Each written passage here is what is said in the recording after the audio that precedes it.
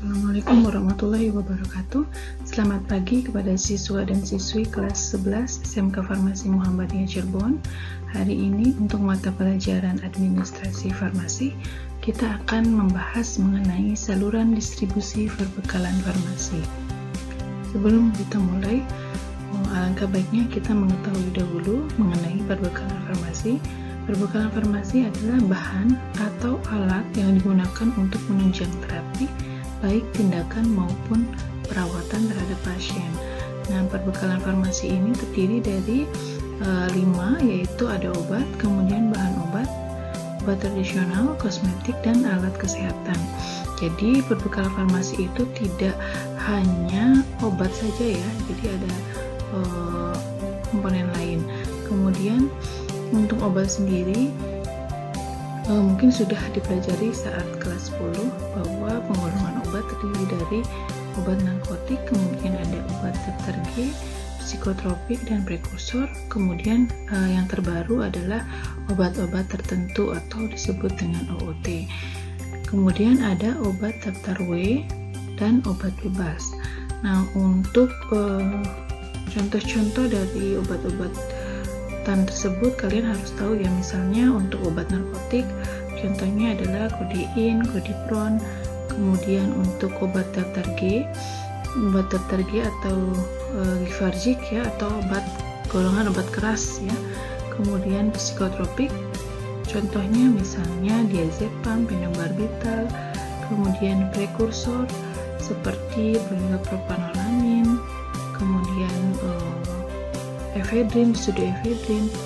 Untuk obat-obat tertentu contohnya misalnya amitriptilin, kemudian dextromethorphan, dan lain sebagainya. Nanti kalian bisa lihat ya. Kemudian untuk obat daftar W atau Warfarin ya, atau disebut juga dengan obat bebas terbatas. Kemudian ada yang disebut dengan obat bebas. Nah, untuk bahan obat seperti misalnya asam salisilat atau bahan-bahan obat lain ya, yang mungkin bisa digunakan dalam proses pelayanan farmasian. Kemudian kalian harus bisa membedakan antara obat, kemudian bahan obat tradisional, kosmetik, dan alat kesehatan. Misalnya seperti ini, kalian harus bisa menjelaskan perbedaan antara 5 golongan tadi. Nah, misalnya ada paracetamol, berarti termasuk ke dalam perbekalan. Kemudian untuk bahan obat dan obat tradisional, contohnya misalnya produknya adalah kemudian kosmetik bisa ya, bisa agar bedak gitu. Kemudian lotion. Untuk alkes misalnya hansaplastol, kasa steril, dan lain sebagainya. Itu kalian harus bisa membedakan ya antara kelima perbekalan farmasi ini. Sebelum kita mulai ke pembahasan mengenai saluran distribusi, kita ulang terlebih dahulu ya mengenai produksi dan distribusi. Jadi kalian harus tahu dulu perbedaan antara produksi dan distribusi. Untuk produksi, di mana kegiatannya adalah menghasilkan suatu produk ya, atau menghasilkan suatu barang, dan yang melakukan itu disebut dengan namanya produsen. Ya, dalam hal ini bisa unitnya yaitu industri atau pabrik. Kemudian distribusi yaitu proses penyaluran barang, di mana yang melakukannya disebut distributor. Kemudian contohnya ya, unitnya itu bisa pedagang besar atau agen atau juga pengecer. Jadi harus tahu bedanya dulu ya antara kedua ini. Nah, kita mulai ke saluran distribusi. Menurut American Marketing Association, saluran distribusi adalah suatu unit organisasi dalam perusahaan yang terdiri dari agen, pedagang besar, dan pengecer yang dilalui oleh komoditas, produk, atau jasa untuk dipasarkan. Nah, bentuk atau sistem saluran distribusi perbekalan farmasi tentunya nanti bergerak dalam bidang farmasi ya, yang harus sesuai dengan kebijakan atau regulasi dalam aturan perundang-undangan yang berlaku. Jadi ada peraturan atau regulasi yang harus memang dipenuhi ya oleh suatu saluran distribusi perbekalan farmasi. Nah, untuk saluran distribusi obat-obatan tadi yang sudah kita sebutkan di awal itu berbeda-beda ya. Jadi untuk setiap golongan nanti saluran distribusinya berbeda-beda. Untuk obat-obatan narkotika seperti kodein, kodifron, morfin, betidin itu spesial ya. Jadi produsen dan distributornya hanya Kimia Farma. Nah, untuk saluran distribusinya, untuk alur distribusinya ya, jadi dari PBF atau pedagang besar farmasi Kimia Farma disalurkan ke apotek, rumah sakit, klinik dan apoteker, puskesmas ya, kemudian disalurkan ke pasien tentunya juga dengan resep dokter ya. Untuk saluran distribusi psikotropika sama ya seperti narkotika, jadi dari PBF, kemudian apotek, rumah sakit, klinik dan apoteker, puskesmas, dan kepada pasien melalui resep dokter. Bedanya tadi untuk narkotika produsen dan distributornya hanya Kimia Farma ya. Untuk psikotropi bisa berbeda-beda PBF-nya. Dan untuk saluran distribusi obat alurnya sama ya dengan sebelumnya, yaitu dari kemudian apotek, rumah sakit dan apoteker, dan ke pasien melalui resep.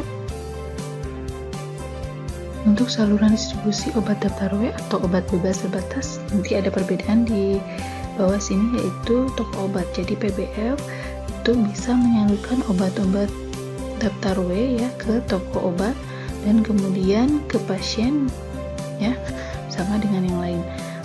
Untuk saluran distribusi obat bebas juga sama ya, jadi PBF bisa menyalurkan obat-obat bebas ke toko obat dan tentunya sarana-sarana farmasi lain, kemudian disalurkan lagi ke pasien. Nah, untuk saluran distribusi obat tradisional nanti alurnya itu melalui agen, kemudian ke pengecer dan ke konsumen. Untuk alat kesehatan dari PBF Alkes ya, kemudian ke apotek, rumah sakit, puskesmas atau klinik, dan akhirnya kepada konsumen ya. Nah, untuk alur pemesanan obat nanti dimulai sebetulnya lebih lengkap ya, nanti akan kita bahas di materi selanjutnya. Ini sebagai pengenalan saja. Nah, untuk yang pertama itu dari Defekta. Jadi Defekta itu suatu buku ya untuk menulis obat-obat yang akan habis atau yang akan dipesan. Jadi misalnya kalian menemukan bahwa stok obat itu minimal atau habis ya, jadi kalian tulis di buku yang namanya buku Defekta. Kemudian dari buku Defekta itu kalian salin ke surat pesanan. Nanti surat pesanannya disesuaikan, ada surat pesanan atau SP narkotik, SP psikotropik, ada prekursor, OOT. Nanti kalian bisa beda-bedakan ya dari Defekta ini mana yang termasuk narkotika, mana yang termasuk psikotropik dan lain sebagainya. Kemudian dari surat pesanan itu kalian kirimkan ke salesman PBF ya, bisa melalui telepon atau secara langsung ya, dibawa oleh salesman-nya ke PBF. Kemudian si PBF akan mengirimkan barang yang tadi kita pesan dengan fakturnya ya, jadi namanya faktur. Dilihat sebelum diterima barangnya apakah sesuai dengan yang kita pesan, apakah barangnya juga sesuai dengan faktur yang kita terima ya. Kemudian akhirnya jika sudah sesuai kita terima, kita tanda tangan, kita beri cap ya. Setelah penjelasan tadi, kita simpulkan bahwa unit produksi adalah seperti industri farmasi, kemudian industri kosmetik, dan industri obat tradisional atau industri bahan obat tradisional ya.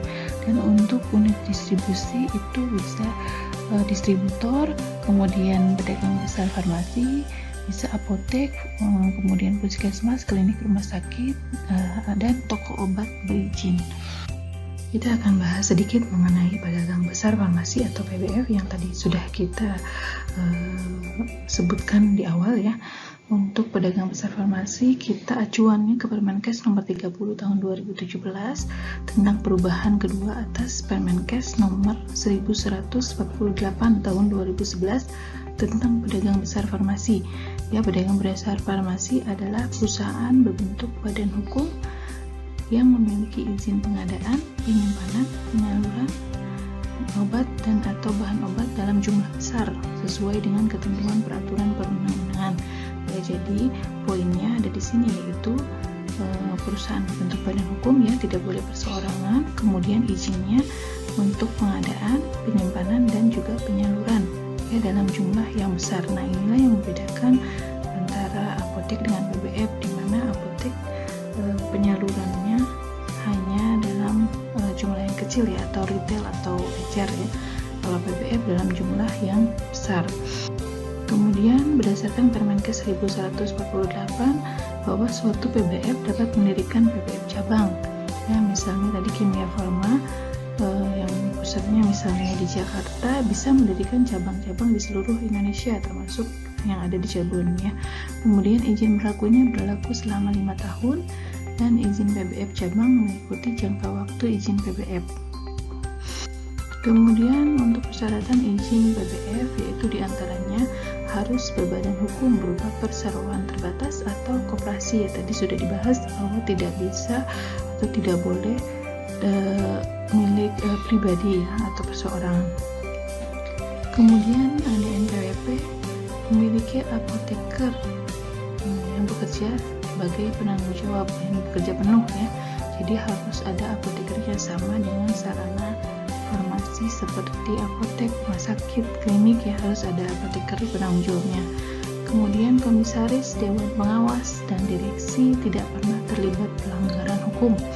Kemudian menguasai bangunan dan sarana yang memadai, menguasai gudang sebagai tempat penyimpanan dengan perlengkapan yang dapat menjamin mutu ya, jadi ada gudangnya. Kemudian ruang penyimpanannya juga terpisah dari ruang lain ya, sesuai dengan CDOB atau cara distribusi obat yang baik. Kemudian kewajiban PBF yaitu diantaranya yang pertama mengarsipkan surat pesanan. Nah, surat pesanan ini yang tadi dikirim oleh apotek atau rumah sakit ya, atau sarana farmasi oleh PBF harus diarsipkan ya sebagai bukti bahwa ada penyaluran obat ya berdasarkan surat pesanan tersebut. Kemudian membuat faktur penerimaan barang dari pusat, membuat faktur pengiriman dan penyerahan barang, kemudian membuat kartu persediaan ya, dan membuat laporan pendistribusian obat per 3 bulan nanti dikirimkan ke Balai POM ya. Kemudian PBF hanya dapat menyalurkan obat keras kepada PBF lain, apotek, rumah sakit ya, atau sarana farmasi lain seperti puskesmas, klinik. Nah, jadi suatu PBF bisa untuk menyalurkan obat ke PBF lainnya ya, misalnya Kimia Farma menyalurkan obat ke Inti Sentral Farma atau Dinasan Prima ya, jadi antar PBF bisa dengan syarat SP-nya harus ditandatangani oleh apoteker penanggung jawab PBF ya, atau APJ, nanti disebutnya APJ. Kemudian dapat disalurkan ke apotek di mana SP-nya harus ditandatangani oleh apoteker pengelola apotek atau APA. Kemudian ke rumah sakit dan SP-nya harus ditandatangani oleh kepala IFRS atau kepala instalasi farmasi rumah sakit. Begitu ya. Itu saja yang dapat saya sampaikan. Terima kasih atas perhatiannya, semoga bermanfaat. Wassalamualaikum warahmatullahi wabarakatuh.